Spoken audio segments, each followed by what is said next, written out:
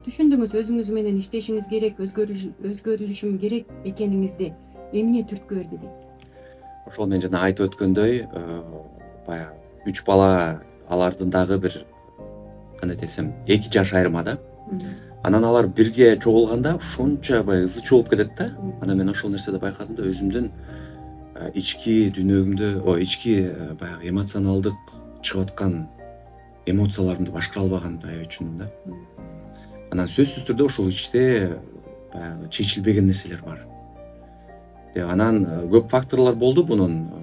Кайсы бир факторлор ошол атама болгон таарыныч да болду дейт да. Анан ошодон улам мен ойлодум да, эгерде мен ушул менен уланта бере турган болсом, анда мен анткени менин эң эле биринчи максатым бир эле ошол футболду балдар эмес, бирок өзүмдүн балдарыма катуу.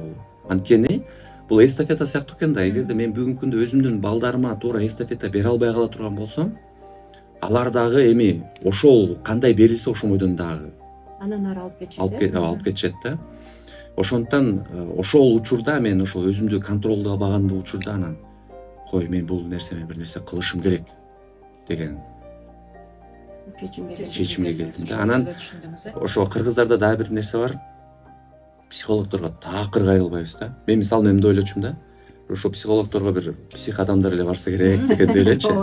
Психсиң эмне Же психологдор болбосо аябай оорулуу адам дегендейчи. Бирок психологдун эми ар кандай психологдор болот, бирок өзүнүн баягы жумушун билген психологдор алар туура суроо бергенди билишет экен да.